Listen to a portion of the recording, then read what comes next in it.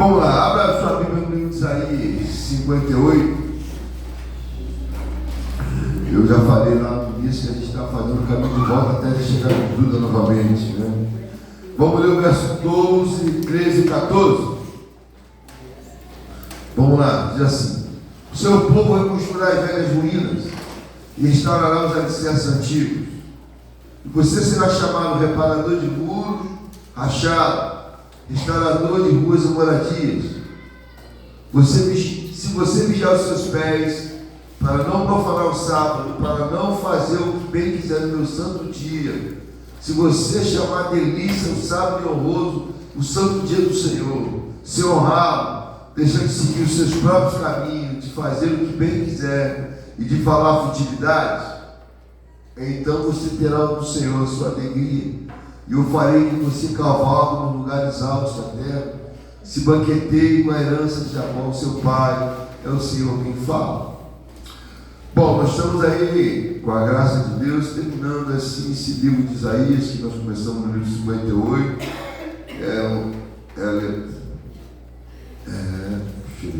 Bom, a gente estava no livro de Timóteo, falando sobre a palavra de Deus, e levou o termo de justiça. Então fomos para Isaías, porque 58 trata da justiça de Deus sobre nós, não aquela justiça que nós já falamos aqui, que o próprio Isaías 64 diz, que é nosso lápide, como lápide disso, mas uma justiça de atos justos, atos de que a gente pode dizer que agregam e atraem a presença de Deus sobre nós.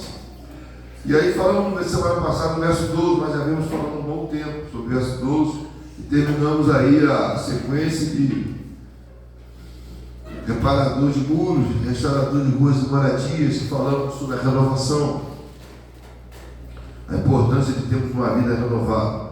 E agora nós vamos adentrar aí nos versos 13 e 14, eu quero ler novamente. Diz assim: se você vigiar seus pés para não profanar o sábado e para não fazer o que bem quiser em meu santo dia, se você chamar delícia o sábado e honroso o santo dia do Senhor, se honrá-lo, deixando de seguir os seus próprios caminhos, de fazer o que bem quiser, de falar futilidade, então você terá no Senhor a sua alegria, e eu farei com que você cavalgue nos altos da terra e se banqueteie com a herança de Jacó, seu pai, pois é o Senhor quem fala. Eu preciso ler alguns versos para a gente se situar nesse verso aqui. Aqui está falando do sábado propriamente dito. Então vamos analisar o que significa esse sábado, qual é a sua finalidade. Gênesis 2:3 diz assim, na criação: no sétimo dia, Deus havia concluído a obra que realizava. E nesse dia descansou, abençoou Deus o sétimo dia e santificou, porque ele descansou de toda a obra que realizava na criação. Então, Deus, ele instituiu o sábado, descansou nesse dia, marcou esse dia como um dia santo, para santificar. E aí você vai em Êxodo 28, somente no verso 8, fala do 8 a 11, fala, não quero ver somente 8, diz assim, o 8, Êxodo 28, lembre-te do dia de sábado para santificá-lo. E agora vamos para Deuteronômio 5:12, que diz também: guardará o dia de sábado, a fim de santificá-lo, conforme o Senhor teu Deus te ordenou. Então, o propósito do sábado, unindo esses 3 versos que nós lemos aqui, é o quê? É para separar, é para santificar. O que é a coisa santificada? É algo que separa, algo que tira e separa, aquela porção santificada. Então, o objetivo do sábado era para ser um dia consagrado, um dia que você se separa para estar com Deus, para contemplar as obras das suas mãos, para adorá-lo, para bendizê-lo, aquele dia que você se dedicava somente para estar com o Senhor. Esse era o propósito do sábado. E chegamos agora então no Novo Testamento, que aonde o sábado foi transposto ali pelo domingo. Como se deu isso, pastor? É importante falarmos disso para a gente então entrarmos na aplicação. Lucas 24, 45, 47, Jesus pregando aos discípulos caminho da ele diz o seguinte: olha o que ele diz: então abriu os entendimentos para que pudessem compreender as Escrituras. E ele disse: está escrito que Cristo haveria de sofrer e ressuscitar entre os mortos no terceiro dia, e que em seu nome seria pregado arrependimento para o perdão dos pecados em todas as nações, começando por Jerusalém. 46, por favor, olha o que diz, só 46, por favor. Ele disse: está escrito que o Cristo haveria de sofrer e ressuscitar entre os mortos no terceiro dia. Jesus foi à cruz, foi pego na sexta-feira à noite, chamada sexta-feira da paixão. Sábado, Jesus ficou de manhã até as 3 horas da tarde na cruz. Correto?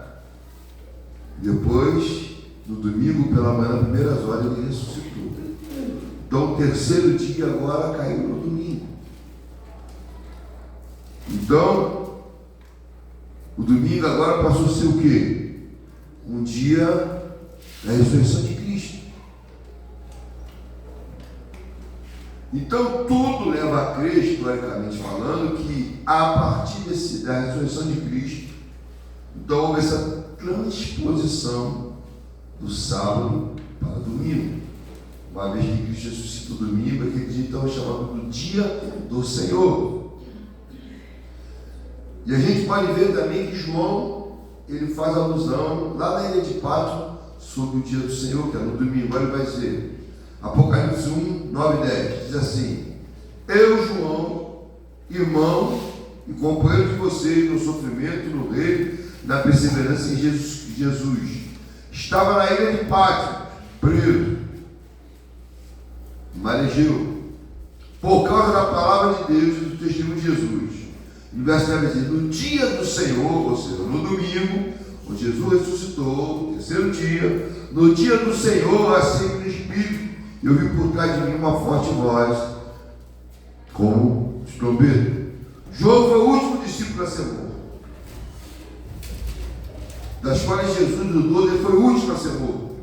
Então ele está dizendo que no dia do Senhor, ele estava no Espírito. Então veja que naquele no domingo, então, a partir da ressurreição de Cristo, foi constituído o dia do Senhor.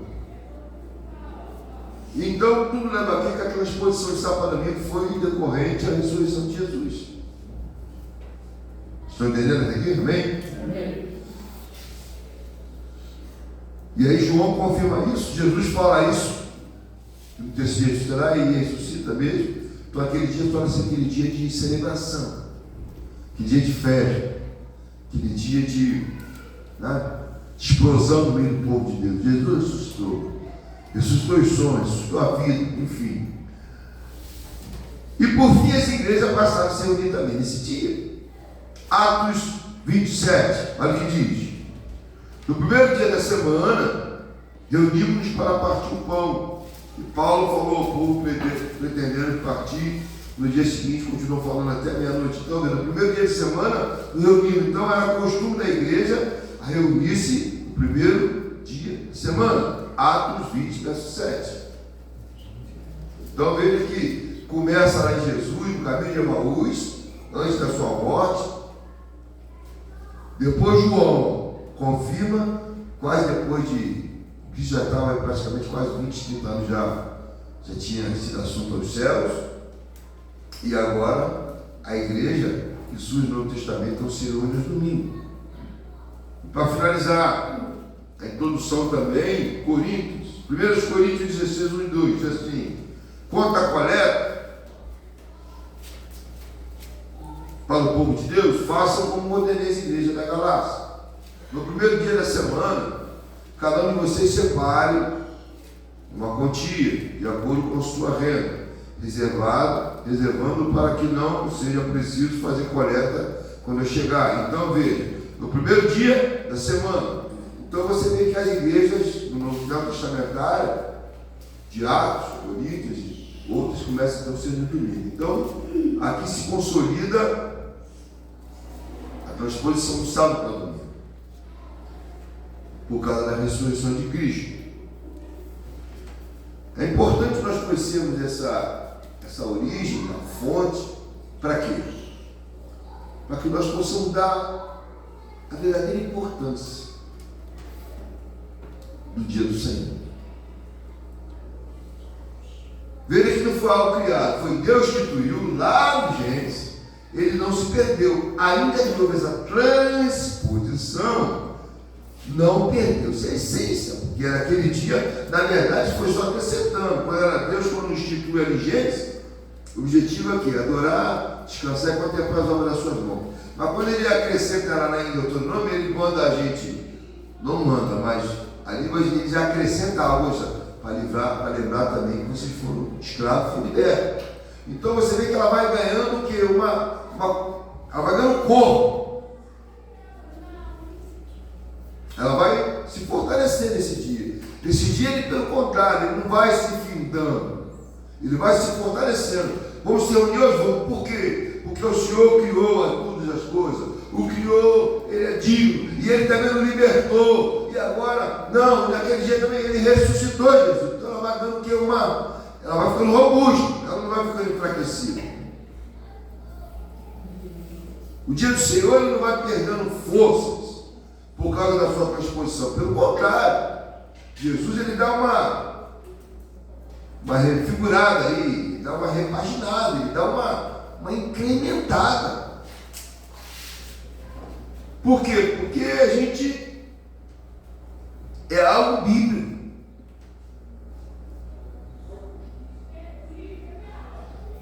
Deus, conhecendo o nosso coração obstinado, ele sabe da nossa tendência de nos distanciar de Deus. Deus sabe que eu e você, se dependermos de nós nos distanciamos dele muito rápido. Então Deus, na sua sabedoria, ele institui esse dia. E esse dia dele, quando foi instituído, ele vai dando força, vai dando corpo. E então, o que acontece? Muda-se o dia da semana de sábado para domingo, mas não muda a essência, não. A essência continua a mesma.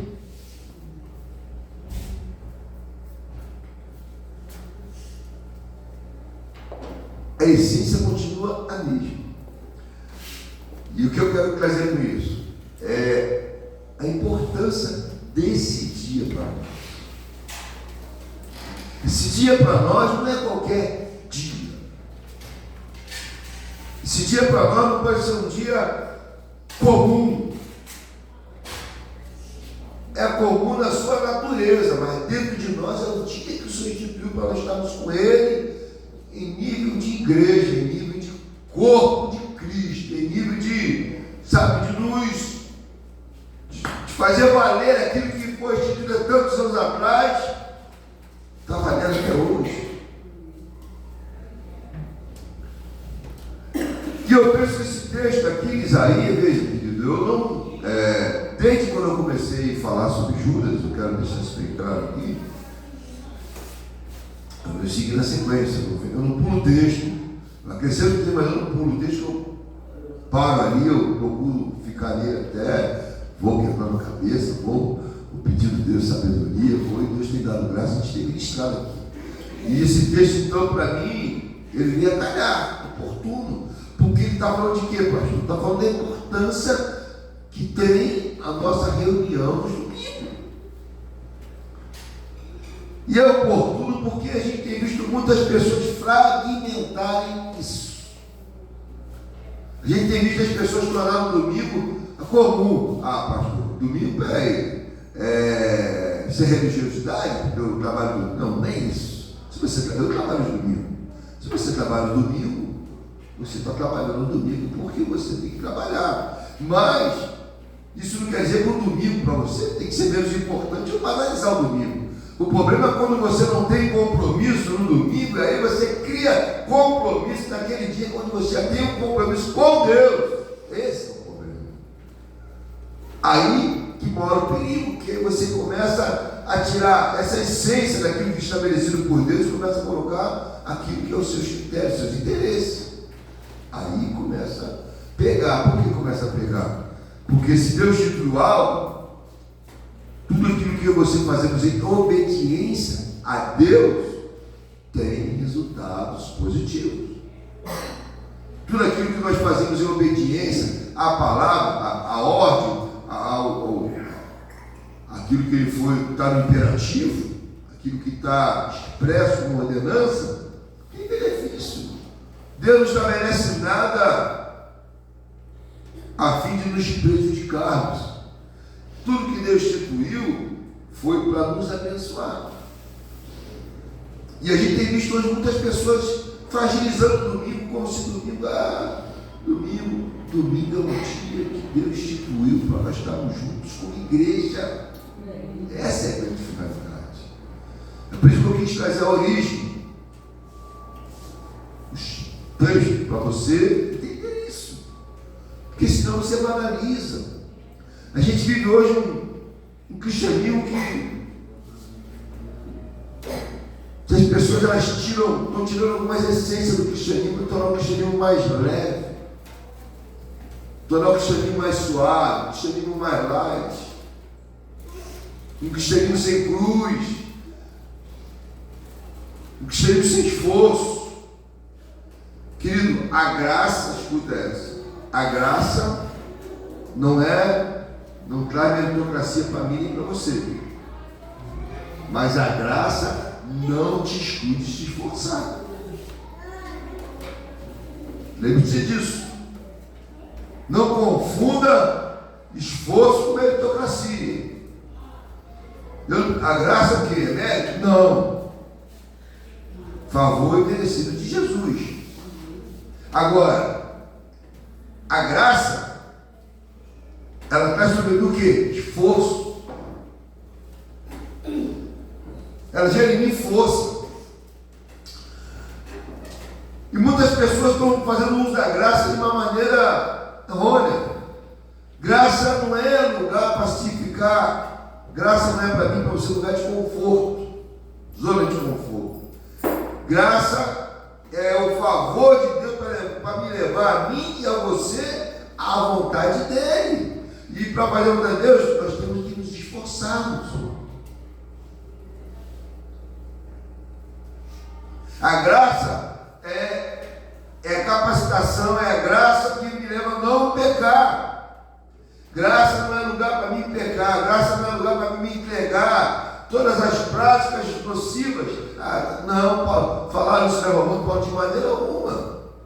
Que eles pensassem assim, não, se a graça veio sobre a nossa desobediência, peraí, então vamos continuar pegando o Paulo de graça. Paulo falou de maneira nenhuma. Graça nem isso. Graça é justamente favor para mim você não pecar, para a gente não banalizar. Estamos na graça, por isso que estamos na graça, que a gente está aqui no dia do Senhor. É por estarmos na graça que a gente está firme no Evangelho.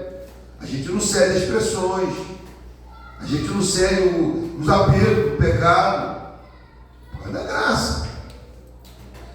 Então é importante você entendermos isso, que está aqui na casa de Deus. Para nós, é obediência. Tudo que gera, tudo que está debaixo da obediência traz chuva de bênção sobre mim e sobre você. Você crê nisso? E o Salmo 84, ele fala justamente dessa relação da casa de Deus com as bênçãos alcançadas. Queria que você abrisse lá, Salmo 84. Vamos ler esse salmo, depois a gente vamos pontuar algumas coisas aqui. Salmo 84, vamos ler de 1 a 12. Diz assim: como é agradável o lugar da tua habitação, Senhor dos exércitos. A minha alma nela até desfalece pelos atos do Senhor. Meu coração, meu corpo cantam de alegria ao Deus vivo. Até o pardal achou lá, e engoliu um ninho para si, para abrigar seus filhotes, um lugar perto do teu altar. Ó Senhor Deus dos exércitos, meu Rei, meu Deus, como são felizes que habitam em tua casa e louvam-te sem cessar.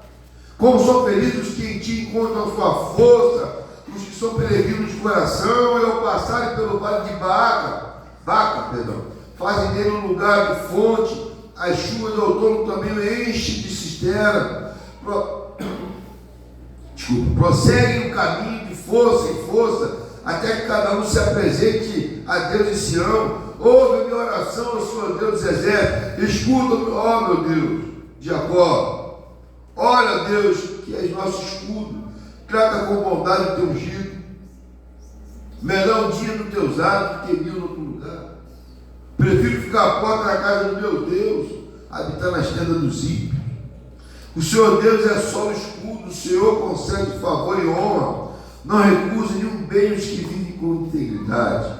Ó Senhor dos exércitos, como é feliz aquele que em ti confia.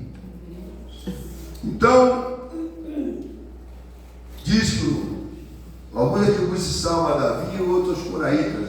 Eu atribuo os coraitas, mas alguns dizem que é de Davi, mas eu tenho uma distorção da autoria desse salmo.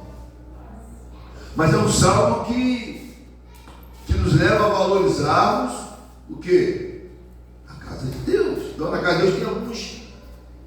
Querido, existem algumas coisas que acontecem até na casa de Deus. Ele vai dizer, verso 1: como é agradável o lugar da tua habitação, ó Senhor dos exércitos. Fala para o teu irmão, como é agradável o lugar da tua habitação, Senhor dos exércitos. Veja. Amém. O que é agradável aqui?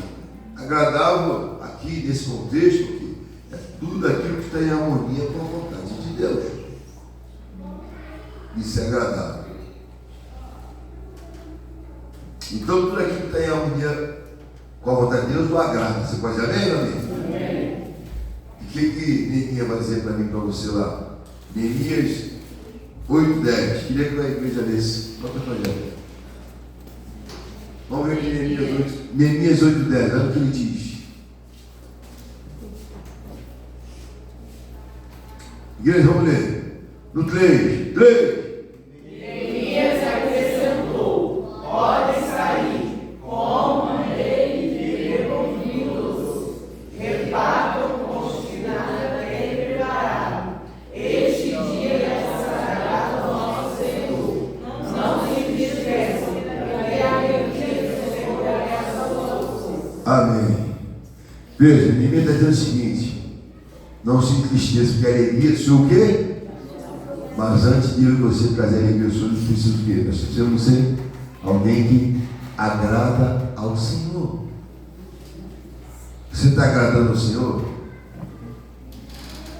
A alegria que Deus está sentindo por você estar agradando Ele, está o quê? Está o quê? Te fortalecendo. Então, quando eu e você estamos na casa de Deus, a harmonia com a vontade dele, que ele já estabeleceu, o que está acontecendo, pastor? Eu e você estamos sendo fortalecidos. Você está sendo fortalecido.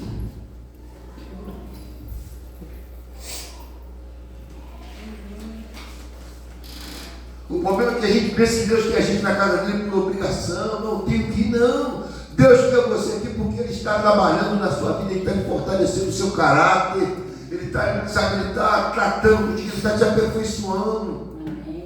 É por isso que o salmista disse: me alegrei quando me disseram, vamos aonde?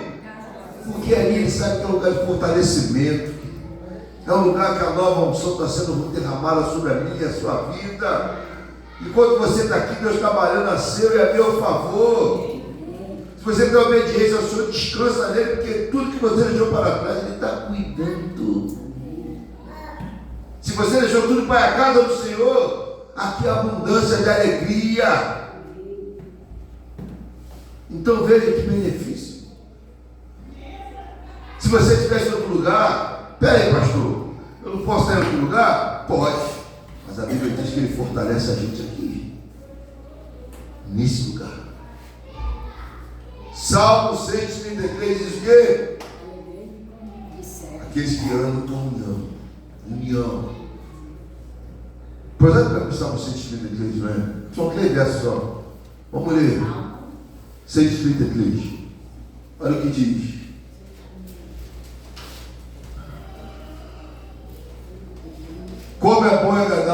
todos os irmãos convivem em união.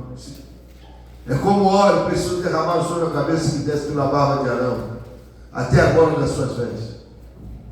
É como o orvalho de irmão quando desce sobre os montes de Sião. Sim, ali o Senhor concede a sua bênção da vida para sempre. É no meio da comunhão, isso quer dizer, no meio da igreja, há uma bênção da vida para sempre. E detalhe, querido, o bom desse texto que ele é um texto escatológico, ele aponta para Jesus. É o seguinte, o que significa, pastor? Que essa bênção da vida começa agora e ela não termina nunca mais na tua vida. Só Deus faz isso. Só na casa de Deus você tem a bênção da vida para sempre. É por isso que Ele chamou você aqui. Por isso que Ele instituiu esse dia. Esse dia não é para você ficar apertado aqui. Eu estou aqui, mas meu coração está lá naquele lugar. Eu queria estar tão lá. Aqui o Senhor ordena a bênção da vida para sempre. E a gente perde isso muito fácil, irmão. Que eu falo de perder o que? A bênção? Não, a bênção não para de chorar. A gente não quer receber dela. A gente quer só qualquer coisinha. Ah, hoje eu não vou, hoje está sol. Querido, o dia que a luta vem, a luta não vai. A luta vai, hoje está sol, não vai ter luta na vida da irmã, não. Não, hoje está chovendo, não tem luta, não. A luta não escolhe dia. A gente, às vezes, espiritualmente, a gente bobeia demais. E aí, só uma vez, quando acabou o piado de uma situação, que coisa? Estou desanimado. Está aí na casa do pai, você está buscando, você está. Ah, mais ou menos, querido, não se engane, não. Deus te chama, você está preparando você, porque Ele sabe que você é um crente fortalecido, é um crente que vai dar conta do recado no nome dEle, você vai ter vitória. E a gente não pode ignorar isso. Ah, hoje eu não vou. Hoje não. A gente não vai, a gente não pode ir, mas a gente tem que se esforçar. Esforçar, está na casa de Deus, tem que se esforçar. Pastor, Deus não quer sacrifício. Ah, então vai, deixa a sua casa te levar quando você vai. Porque as pessoas só fazem sacrifício quando envolvem com o espiritual. Se tiver uma festa agora lá não sei aonde, andando, não tem sacrifício. Mas quando o pastor espiritual, Deus não quer sacrifício. Deus não quer que eu acorde de madrugada. Deus não quer que eu jejue. Deus não se engane não. Você é papo furado. Deus quer que você seja um crente esforçado. Um crente esforçado é um crente dedicado. E um crente dedicado é um crente que vai ser usado para a glória do nome do Senhor. Não quero essas conversas mole de internet, não, rapaz. Vai ter uma vida com o Senhor e você vai ver. Que as pessoas não querem fazer, Ele quer que você faça também, porque você vai envergonhar elas. Não vou fazer, o fulano não vai fazer, eu fico nivelado. Não, começa a buscar Deus. Não, conheça o Senhor e prossiga em conhecê-lo. Na casa do Senhor, querido, é um privilégio estar aqui. Tem dia que a gente não pode estar, tem dia que a gente não pode estar, mas deixa o teu coração, mas tem dia que a gente pode estar, a gente não quer estar, esse que é o problema. Ah, mesma coisa, o culto vai ser a mesma coisa, mas Deus não é a mesma coisa. Eu quero ler um versículo para você, é Apocalipse. Apocalipse, vou ler 1, 19 e 20, depois vou ler o 2, 1. Quero liberar essa palavra sobre a tua vida. Apocalipse 1, 19 diz assim: escreva, pois, as coisas que você viu, tantas presentes como as que estão por vir. Este é o mistério das 7 estrelas que você viu em minha mão direita e dos 7 candelabros. As 7 estrelas são os anjos das 7 igrejas, e os 7 candelabros são as suas 7 igrejas. Amém? Agora vendo um pouquinho a página, vamos lá, Apocalipse 2:1. Olha o que diz: ao anjo da igreja em Éfeso escreva estas são as palavras daquele que tem as 7 estrelas em sua mão direita e anda entre os 7 candelabros de ouro. Veja, Jesus ele diz que ele tem na mão o quê? Os 7 candelabros. Bem? Isso aí ele vai dizer lá no Apocalipse 1, 20. Agora quando chega nos 1, ele vai dizer o que é o candelabro. Ele vai dizer para mim, olha, em sua mão direita, e o anjo da igreja de Éfeso, essas são as palavras daquele que tem 7 estrelas em sua mão direita e anda em 7 candelabros de ouro. Os candelabros de ouro são a igreja. Jesus anda no meio da igreja. Você entende isso? Jesus, ele anda no meio da igreja. Outra palavra, Jesus, ele não falta à igreja. Tem um lugar que você pode encontrar, ele sempre vai ser dentro da igreja. Fulano pode faltar, Ciclano pode faltar, Beltrano pode faltar, mas Jesus não falta nesse lugar. Ele está sempre aqui, ele anda no meio da igreja. Ai, detalhe, ele anda. Jesus, ele anda, ele não está estático. O que quer dizer com isso, pastor? Jesus, enquanto você está aqui, ele está andando no seu meio, nosso meio. Andar significa que ele está movendo aqui nesse lugar. Ele está se movendo. Já parou e pensou nisso? Ele está passando aqui perto de você. Ele está andando no nosso meio. Nesse lugar. E eu penso, querido, que quando Jesus ele anda assim, ele vê a nossa necessidade de sempre deixar algo bem especial para mim e para você. Já passando por cada cadeia, ele vai deixar. E talvez eu penso que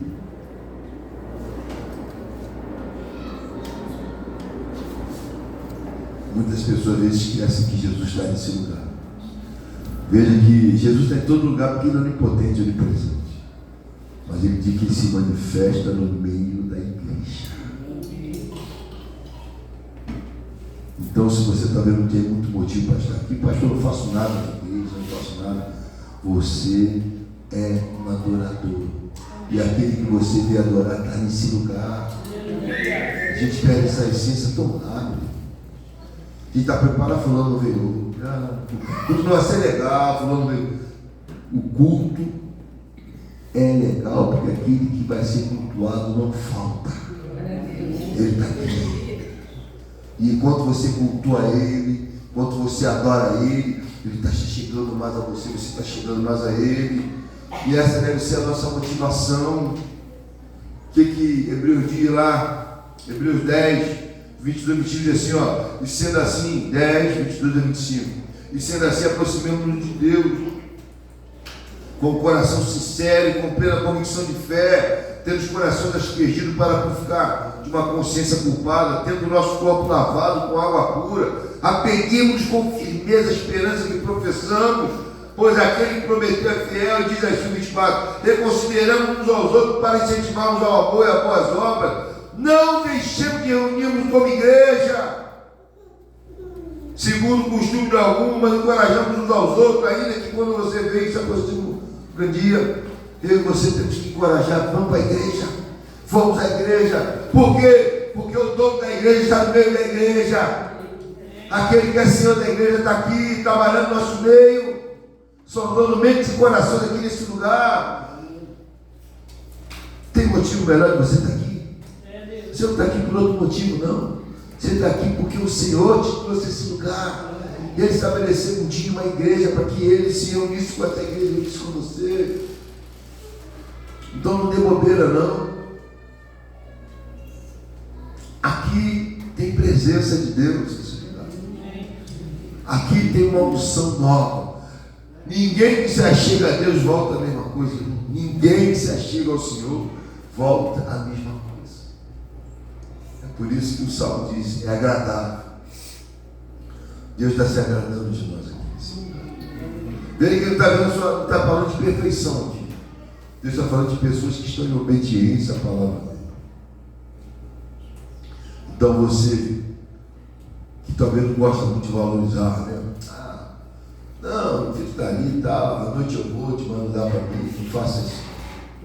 Valorize. Porque quando você valoriza Ele, Ele valoriza você. Quando você honra o Senhor, Ele honra você. Mas pastor, fulano não faz, ciclano não faz. Você não faz. Aí você vai receber aquilo que ciclano não recebe. Você vai viver aquilo que ciclano não vive. Se você quer mais de Deus, mergulhe na presença dele.